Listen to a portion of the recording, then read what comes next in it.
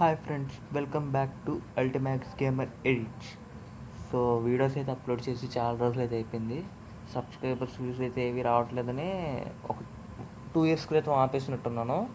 So మళ్ళీ ఇప్పుడు వెనక్కి వచ్చాను అనమాట. అంటే మళ్ళీ వీడియోస్ అయితే అప్లోడ్ చేద్దామని, కానీ ఈసారి కొత్త కంటెంట్ అయితే వద్దామని అనుకున్నాను. సో మేబీ మీరు ఈ వీడియోలో అయితే నేను గాడ్జిల్లా యొక్క ఫుల్ ఆరిజిన్ గురించి అయితే మీకు డీటెయిల్గా ఎక్స్ప్లెయిన్ చేస్తాను. సో ఆల్రెడీ తెలిసిందే కదా, చూసిందే కదా అనుకోకుండా ఒకసారి నా కోసం అయితే చూడండి. సో ఇంకా ఎవరైనా కొత్తగా ఛానల్కి వస్తే కనుక ప్లీజ్ వీడియోని అయితే చివరి దాకా చూసి లైక్ చేసి సబ్స్క్రైబ్ అయితే చేసుకోండి. వీడియో అయితే మీ ఫ్రెండ్స్కి కూడా షేర్ చేయండి. సో ఇంకా మన టాపిక్లోకి అయితే వెళ్ళిపోదాం. గాడ్జిల్లా మనకి ఎన్నో మూవీస్లో ఎన్నో డిఫరెంట్ రోల్స్తో అయితే చూపించారు ఫ్రెండ్స్. ఎగ్జాంపుల్ టోహో మూవీస్ చూసుకుంటే గాడ్జిల్లా యొక్క ఆరిజిన్ అనేది వేరేలా ఉంటుంది. ఇంకా లెజెండరీ పిక్చర్స్ యొక్క గాడ్జిల్లాని చూసుకుంటే దాని ఆరిజిన్ వేరేలా ఉంటుంది. ఇప్పుడు మనం టోహో గురించి అయితే మాట్లాడుకుందాం. టోహో గాడ్జిల్లా గురించి మాట్లాడుకుంటే మనకి 1950s హిరోషిమా నాగసాకి మీద ఒక న్యూక్లియర్ బాంబ్ అయితే పడుతుంది కదా. దానివల్ల హిరోషిమా నాగసాకి అయితే చాలా అయితే ఎఫెక్ట్ అవుతుంది. మొత్తం అక్కడ న్యూక్లియర్ రేడియో యాక్టివ్గా మారిపోతుంది. దానివల్ల గాడ్జిల్లా అని ఒక స్పీషీస్ పుట్టినట్టుగా మనకి టోహో మూవీస్లో అయితే చూపించారు. ఇంకా చెప్పాలంటే అలాగే మూవీస్ బ్లాక్ బస్టర్ అవడంతో అలాగా కంటిన్యూ చేసుకుంటూ కొత్త మాన్స్టర్స్ని యాడ్ చేసుకుంటూ వెళ్ళారనమాట. మనకి టోహో మూవీస్లో చూసుకుంటే బాగా పాపులర్ అయింది హేజయరా ఒక మూవీ ఫ్రాంచైజ్. అందులో మనకి ఒక గాడ్జిల్లా ఇంకా చాలామంది విలన్స్తో అయితే ఫైట్ చేస్తుంది అనమాట. ఎగ్జాంపుల్ డెస్ట్రాయా, బయోలాండ్, స్పేస్ గాడ్జిల్లా, ఇంకా మెగా గాడ్జిల్లా ఎక్సెట్రా అనమాట.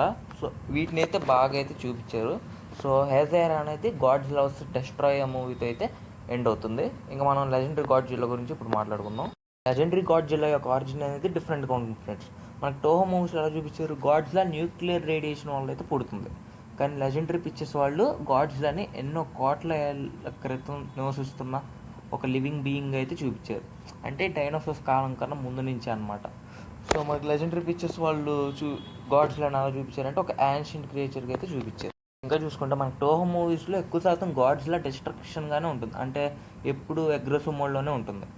అంటే మనుషుల్ని ధ్వంసం చేయడం, ఇల్లు ధ్వంసం చేయడం, అంటే ఒక విలన్ లాగైతే చూపించారు. కానీ లెజెండరీ పిక్చర్స్ వాళ్ళు ఒక హీరోలా చూపించారు గాడ్జిల్లాని. ఫస్ట్ మూవీతోనే మనకి గాడ్జిల్లా గురించి ఏంటి అనేది కొంచెం ఇన్ఫర్మేషన్ ఇది ఇచ్చారు. గాడ్జిల్లా 2014 మూవీ అయితే బ్లాక్ బస్టర్ హిట్. ఆ మూవీలో Godzilla female Mewtwo, male Mewtwo అనే 2 డిఫరెంట్ మాన్స్టర్స్తో అయితే ఫైట్ చేస్తుంది. యాక్చువల్లీ 2 ఒకే జాతికి చెందినవి, కానీ మేల్ మ్యూటో కొంచెం చిన్నగా, ఫీమేల్ మ్యూటో పెద్దగా అయితే ఉంటుంది. ఇవి మ్యాక్సిమం అప్రాక్సిమేట్గా 300 feet లోపే ఉంటాయి.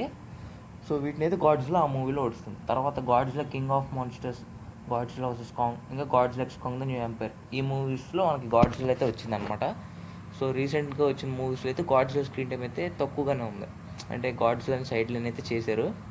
కోర్స్ ఇంకా ఆ విషయాన్ని పక్కన పెడితే కనుక మనకి గాడ్జిల్లా ఒక ఆరిజిన్ చూసుకుంటే లెజెండరీ పిక్చర్స్ వాళ్ళు చెప్పిన దాని ప్రకారం ఏంటంటే గాడ్జిల్లా ఎన్నో కోట్ల సంవత్సరాలకైతే భూమి మీద నివసిస్తుంది.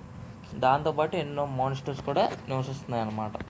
ఎగ్జాంపుల్ మనకి బెహమోత్, మెతుసిలా, మోత్రా, ఇంకా ఎక్సెట్రా చాలా టైటన్స్ అయితే గాడ్జిల్లాతో కలిసి నివసించేవి. కాకపోతే ఒక ప్రమాదకరమైన విపత్తు వల్ల, అంటే ఇప్పుడు మనకి గాడ్జిల్లా కాంగ్ న్యూ ఎంపైర్లో చూపించిన దాని ప్రకారం స్కార్ కింగ్ అనే ఒక రూత్లెస్ కింగ్కి ఎప్పటి నుంచో సర్ఫేస్ ఎత్తు మొత్తాన్ని రూల్ చేయాలని అయితే ఒక ఆశ ఉంటుంది ఫ్రెండ్స్. దాంతో తను ఏం చేస్తాడంటే తన యొక్క ఏప్ ఆర్మీ అంటే కాంగ్స్ మొత్తాన్ని తీసుకుని గాడ్జిల్లా మీదకి యుద్ధానికి దిగుతాడు అనమాట. ఈ యుద్ధం వల్ల ఏమవుతుందంటే అంటే గాడ్జిల్లా స్పీషీస్కి కాంగ్ స్పీషీస్కి శత్రుత్వం అయితే ఏర్పడుతుంది. దీన్ని అదునుగా చూసుకుని గాడ్జిల్లా యొక్క ఎనిమిస్ అన్నీ కూడా గాడ్జిల్లాకి అగెనిస్ట్గా నిలబడతాయి. అయితే మనకి కింగ్ గిదోరాని ఎలా చూపించారంటే కింగ్ గిదోరా 50,000 years క్రితం భూమి మీదకైతే ఒక ఆస్ట్రాయిడ్ ద్వారా అయితే వస్తుందన్నమాట. భూమి మొత్తాన్ని తన ఆధీనంలోకి తీసుకుని మాన్స్టర్స్ అన్నింటినీ రూల్ చేయాలని అయితే అనుకుంటుంది. కానీ గాడ్జిల్లా ఇంకా మోత్రా కలిసి కింగ్ గిదోరాని అయితే అంటార్క్టికాలో అయితే ఓడిస్తారు ఫ్రెండ్స్.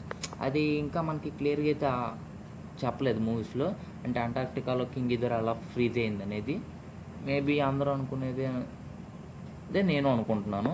మరి ఫ్యూచర్ మూవీస్లో దాని గురించి ఏమైనా చెప్తారో చూడాలి.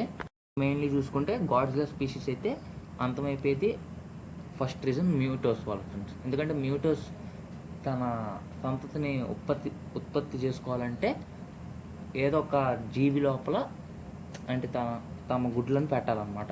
అంటే ఇప్పుడు ఎగ్జాంపుల్ మనకి ఫీమేల్ మ్యూటో అయితే ఆ పని చేస్తుంది. ఇప్పుడు గాడ్జిల్లా స్పీషీస్ ఎంతో పవర్ఫుల్ కాబట్టి ఒక గాడ్జిల్లాని చంపి ఫీమేల్ మ్యూటో అయితే ఆ చనిపోయిన గాడ్జిల్లా యొక్క బాడీలోకి తన ఎగ్స్ని అయితే పంపిస్తుంది. ఆ గాడ్జిల్లా శరీరంలో ఉన్న రేడియేషన్ వల్ల ఆ ఎగ్స్ అయితే చివరికి హ్యాచ్ అయ్యి మ్యూటోస్ లాగా అయితే బయటకు వస్తాయి ఫ్రెండ్స్. సో ఇప్పుడు వాటి సంతతిని అవి ఉత్పత్తి చేయాలంటే గాడ్జిల్లాస్ని అయితే చంపేయాలన్నమాట. ఇంకా సెకండ్ రీజన్ అయితే స్టార్ కింగ్ యొక్క ఆధిపత్యం ఫ్రెండ్స్. అంటే ఇప్పుడు స్టార్ కింగ్కి సర్ఫేస్ వరల్డ్ని రూల్ చేయాలని ఒక ఆశ ఉంటుంది కదా, దానివల్ల తను కాంగ్స్ ఆర్మీతో గాడ్జిల్లాస్ మీదకే దిగుతాడు. సో ఈ యుద్ధం వల్ల కూడా గాడ్జిల్లా స్పీషీస్ అయితే చాలా చనిపోతాయి. సో మీరు అనుకోవచ్చు గాడ్జిల్లా స్పీషీస్ చాలా పవర్ఫుల్ కదా బ్రో, మరి కాంగ్స్ చేతులు ఎలా చనిపోయాయి అని. అది మరి మనం చెప్పలేం ఫ్రెండ్స్. అంటే గాడ్జిల్లా స్పీషీస్కి కాంగ్ స్పీషీస్కి ఉన్నంత ఐక్యూ అయితే ఉండదు ఫ్రెండ్స్.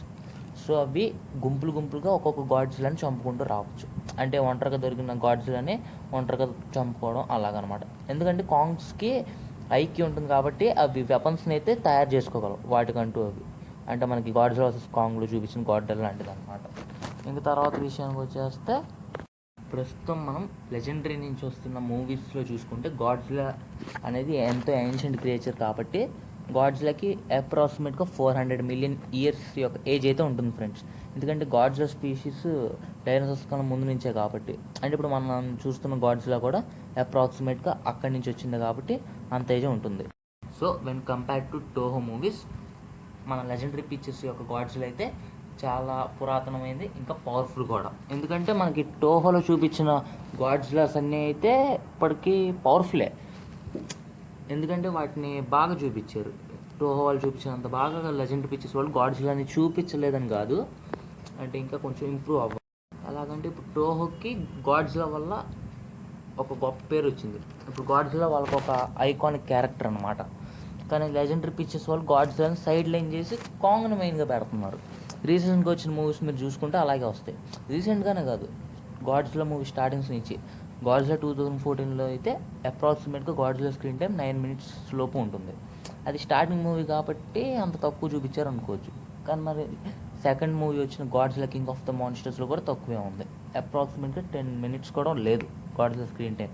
ఇంకా నెక్స్ట్ గాడ్జిల్లా కాంగ్లో అయితే మరి 11 minutes ఉంది, ఇంప్రూవ్ అయింది, కానీ 1 minute మాత్రమే. ఇంకా గాడ్జిల్లా కాంగ్ ద న్యూ ఎంపైర్లో చూసుకుంటే అది కూడా లేకుండా 9 minutesలో అయితే ఎండ్ చేశారు. అక్కడ గాడ్జిల్లాని ఎంత పవర్ఫుల్గా చూపించినప్పటికీ కొంచెం స్క్రీన్ టైం అయితే తక్కువగా ఉంది. పైగా గాడ్జిల్లా క్యారెక్టర్ని సైడ్ లైన్ అయితే చేశారు ఈ మూవీలో. మరి ఫ్యూచర్లో కూడా ఇలాగే చేశారంటే మేబీ గాడ్జిల్లా ఫ్యాన్స్ అయితే ఖచ్చితంగా ఫీల్ అవుతారు. ఎందుకంటే ఎంతైనా గాడ్జిల్లాని కూడా మెయిన్ రోల్గా తీసుకోవాలి కదా, అందుకు. సో ఏదేమైనప్పటికీ ఫ్యూచర్ మూవీస్లో గాడ్జిల్లాని కొంచెం మెయిన్ క్యారెక్టర్గా తీసుకుంటే బాగుండని నా ఒపీనియన్. సో ఫ్రెండ్స్, మీకైతే ఈ వీడియోలో గాడ్జిల్లా యొక్క ఫుల్ ఆరిజిన్ అయితే అర్థమైందని అనుకుంటున్నాను. సో నేను ఏమన్నా ఒకవేళ మిస్ చేస్తే కామెంట్స్ ద్వారా అయితే నాకు తెలపండి, మేబీ నేను ఇంప్రూవ్ అయితే అవుతాను. సో ఫ్రెండ్స్, ఇంకా వీడియోని అయితే ఎండ్ చేస్తున్నాను. సో నెక్స్ట్ వీడియో ఏం కావాలో మీరు కామెంట్ సెక్షన్లో చెప్పండి ఫ్రెండ్స్. దాన్ని బట్టి నేను కామెంట్స్ పిన్ చేసుకుని అయితే నేను వీడియోస్ అయితే చేస్తాను. So until wait, by.